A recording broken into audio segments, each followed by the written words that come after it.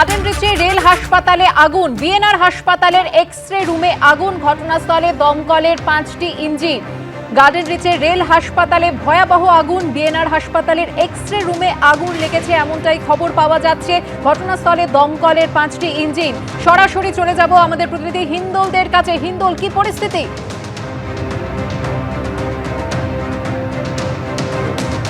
একেবারে দেখো, সাত সকালে গার্ডেন রিচের বিএনআর হাসপাতালে আগুন এবং সেই আগুন আতঙ্কে কিন্তু বাকি রোগীরা এবং তাদের সেই আতঙ্ক যাতে রোগীদের মধ্যে ছড়িয়ে না পড়ে তৎক্ষণাৎ দমকল কর্মীরা ঘটনাস্থলে এসে আগুন নেভানোর যেমন চেষ্টা চালান, তার পাশাপাশি কিন্তু এখানকার আরপিএফ কর্মীরা এবং হাসপাতালের যারা রয়েছেন তারা কিন্তু তৎপরতার সঙ্গে কাজ করেন।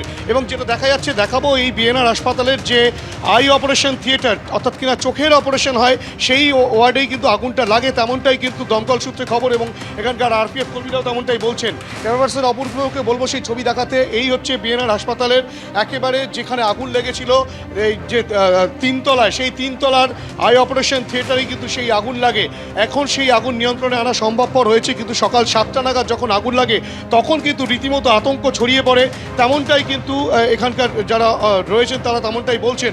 আমরা কথা বলে নেবো আরপিএফের একজন রয়েছেন যিনি গোটা বিষয়টি চাক্ষুষ করেছেন। ঠিক কি হয়েছিল? घटना ऐसा हुआ जो मेरे को पूरे कन्फर्म जानकारी नहीं है ये किस कारण से आग लगी है। देखा था आग आगा तो धुआं मैं देखा, मैं दौड़ के अपने ऊंचे अधिकारी को मैं बताया, मैं फौरन वहाँ उस जगह पर पहुँचे, फायर एक्सटिंग्विशर के। उसके बाद पेशेंट को इधर उधर हटाया। दूसरे कहाँ पर आग लगा था? 3 तया। हाँ, सेकेंड आई ऑपरेशन थिएटर। बाकी जो पेशेंट थे उसको क्या हटा? हाँ हाँ, दूसरी जगह शिफ्ट किया गया। বুঝতেই পারছো, আরপিএফ এর একজন রয়েছেন কনস্টেবল, তিনি কিন্তু স্পষ্ট বলছেন যে বাকি রোগীদের কিন্তু সরিয়ে দেওয়া হয়। এখানেই কিন্তু আগুন লাগে সকাল 7টা নাগাদ এবং স্বাভাবিকভাবেই আগুন এবং ধোঁয়া দেখতে পাওয়ার সঙ্গে সঙ্গে এখানকার আরপিএফ এর কর্মীরা এবং হাসপাতালে যারা রয়েছেন তারা কর্তব্যরত যারা প্রত্যেকেই কিন্তু তৎপরতার সঙ্গে বাকি রোগীদেরকে সরিয়ে দেন। এবং এই যে আই অপারেশন থিয়েটার, সেই আই অপারেশন থিয়েটারে আগুন লাগার সঙ্গে সঙ্গে দমকলে খবর যায়। দমকলের মোট 5টি ইঞ্জিন ঘটনাস্থলে আসে। দমকল কর্মীরা তৎপরতার সঙ্গে সেই আগুন নিয়ন্ত্রণে আনার চেষ্টা চালান এবং এখনও পর্যন্ত দমকল কর্মীরা কাজ চালাচ্ছেন এবং অন্যত্র কোথাও আগুন রয়ে গিয়েছে কিনা সেই বিষয়টাও সুনিশ্চিত করার কাজ তারা চালাচ্ছেন। তেমন চিত্র কিন্তু উঠে আসছে গার্ডেন রিচের বিএনআর হাসপাতালে। ধন্যবাদ হিন্দোল। আসছি পরের খবরে। অভিষেক বন্দ্যোপাধ্যায়ের কপ্টারে তল্লাশির অভিযোগ ঘিরে প্রথম দফার ভোটের আগে সরগরম রাজনীতি। ডিএমের কাছে পুরো ঘটনার রিপোর্ট চেয়ে পাঠিয়েছে নির্বাচন কমিশন। অভিষেক বন্দ্যোপাধ্যায় প্রচারের হেলিকপ্টারে আয়কর দফতরের হানা দেওয়ার অভিযোগ ঘিরে রবিবার পয়লা বৈশাখে বঙ্গ রাজনীতির চর্চা সপ্তমে চলেছিল।